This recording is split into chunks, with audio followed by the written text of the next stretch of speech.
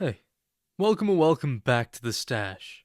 Spider-Man is broken. Not in a way that makes for a compelling story. Not in a way that forces him to dig deep, push forward, and prove why he's the greatest hero of all time. No, this is different. This is a version of Peter Parker who feels aimless, defeated, and worst of all, passive. For 3 straight issues, Peter has done nothing. He sits, he sulks, he mopes, and while the story moves forward around him, it simply leaves him behind. And this isn't just a rough patch. This isn't just Peter struggling before bouncing back stronger than ever. No, this is Peter Parker now. A guy who is constantly losing, constantly doubting himself, constantly stuck in this pit of despair, issue after issue. And yet Marvel wants us to believe that this is a major story, a big moment in the Amazing Spider-Man's history. But what moment? What is the hook here? What is the point of all of this? Because when you strip away the forced melodrama, the sluggish pacing, and the complete mischaracterization of Peter Parker, what's left? What we have here isn't an epic, it isn't a triumph, it isn't even a tragedy, instead it's nothing. And with the way things are going, it's not hard to wonder, how much longer can this book keep breaking Spider-Man before there's nothing left to fix? Because at this point, it feels less like a story and more like a slow, drawn-out funeral for everything that made Peter Parker who he is. And the sad part is, that is one of many issues within this one comic book that we're taking a look at today. So join us as we go over The Amazing Spider-Man issue 67, The 8 Deaths of Spider-Man, Part 7. But first, ad time. Do you struggle to sleep?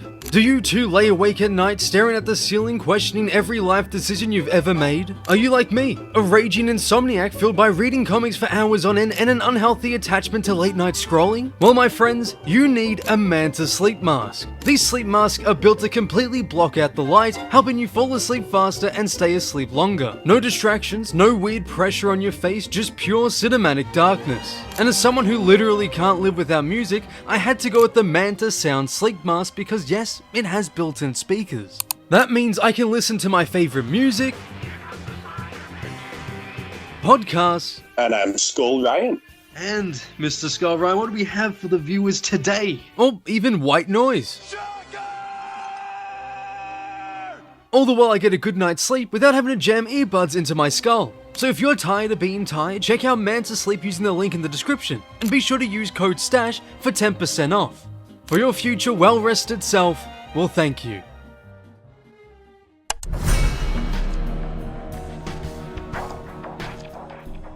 So our story begins the morning after last issue, where we see that Felicia and Peter got up to much more than just a kiss. Felicia has to head out, but Peter thanks her for letting him stay in her apartment, to which she replies with, "That's what friends are for." As she leaves, Peter can sense trouble. Another Scion is loose in New York causing havoc, but this time, he doesn't care. Across town, the X-Men are at the scene doing their best to contain it and attack the Scion. Their offense doesn't do much to Kratos until the Juggernaut leaps into the fight, more than evening the odds. Meanwhile, in CYTTORAK'S throne room, their father watches on through a portal. One of his sons mentions the fact that Earth's actual champion is not present, and questions if his father will declare the Covenant null and void or allow them to continue the fight.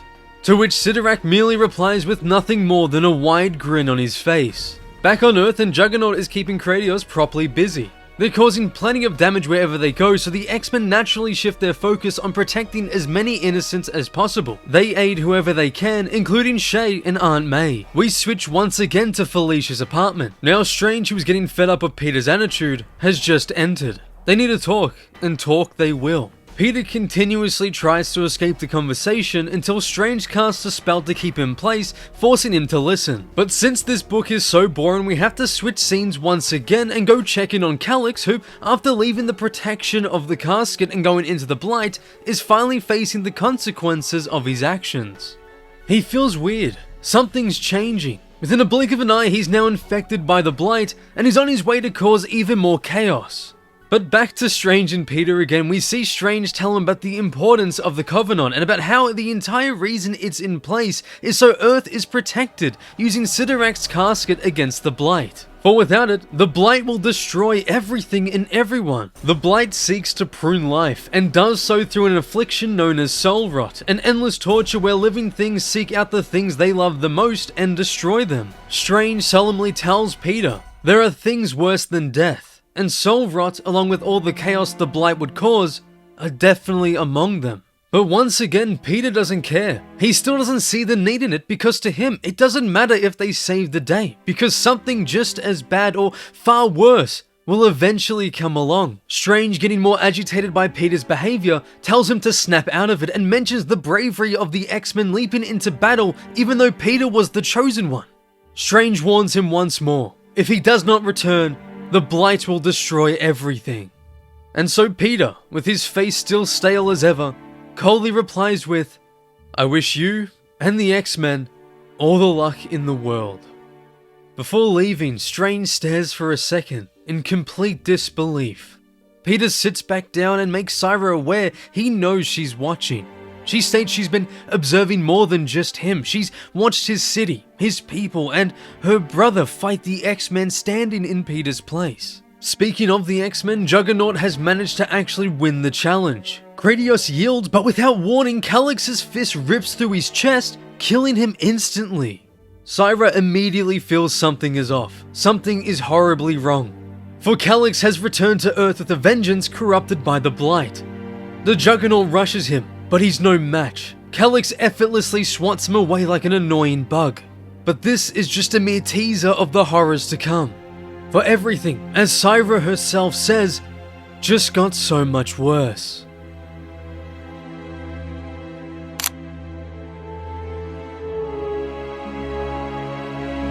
That's 3 issues in a row of Peter Parker doing absolutely nothing. 3 issues of him just sitting around while everyone else actually steps up, actually does something, actually feels like a hero. And somehow we're supposed to believe that this is better than what we had before One More Day. This version of Peter is so broken, so lost and hollow that at this point, putting him out of his misery would almost be the kinder option for this book. And it's not just Peter who's getting torn apart. Nick Lowe has never liked any legacy female Spider-Man character, has he? Mary Jane, arguably the heart and soul of Peter's life, is completely destroyed, rewritten into something unrecognizable, and thrown under the bus so hard that Lowe and Zeb Wells even had the audacity to call her the Scarlet Woman during that run. And now Felicia Hardy, one of the most dynamic, confident, and fun characters in the Spider-Man world of comics, is reduced to nothing but a friend with benefits, a temporary distraction. This issue having her just leave within the very start felt like the Spidey office just said, "You've served your purpose, Felicia, now shoo." It's not just bad storytelling, it's actively disrespectful to the characters. But maybe, just maybe, Peter being a mopey loser could have been somewhat forgiven, if the story was actually good. If there was something engaging, something that made you feel like that this was a moment in Spider-Man's history worth experiencing. But what do we get instead? Nothing. The conflict is shallow, the pacing is drawn out, and the emotional core is completely detached from everything Spider-Man is supposed to be. And worst of all, Peter Parker is once again the weakest part of his own book. That's been a problem within this entire volume. The writers don't seem to want Spider-Man to be Spider-Man anymore. They want him to be a loser, a failure, someone who can't get back up, someone who wallows in misery, and someone who doesn't even try. But we all know, that's not Peter Parker. That's not the character that's endured for over 60 years. Obviously, Peter can struggle. Peter can hurt, but he never stops fighting. That's the entire point. But instead, we get another story where Spider-Man takes the backseat in his own series. First it was Gang War, where Peter was barely an afterthought in a story that revolved around characters who weren't him. And now it's been 3 straight issues of him sulking. And before that, of him dying over and over again. Seeing him this whole issue just sitting on the couch doing nothing while others are in grave danger is fucking baffling to me. And yet, we're supposed to feel something. We're supposed to be invested. This comic feels like it was written for a child who only knows brand new day Peter Parker. And as someone who has read more than just this horrible era, as someone who loves Spider-Man, I can tell you for a fact that this comic made me actually feel nothing.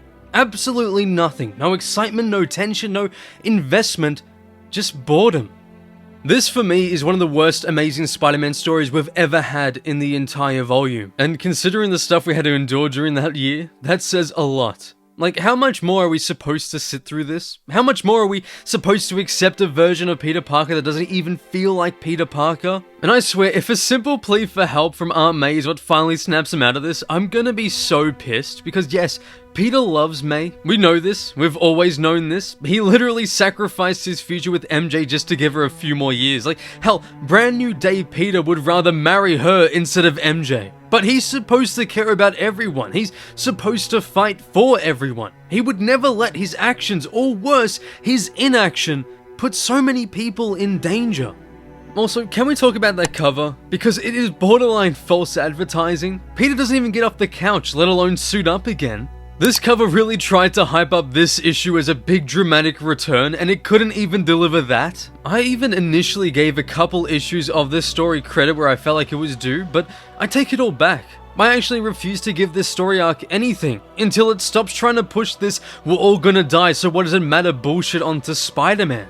That's not his character. There are heroes you could pull this kind of story off, sure, but Spider-Man is not one of those heroes, because Spidey isn't about giving up, he's about getting up. And the fact that the people in charge of this book don't seem to really ever understand that, that's the real tragedy here.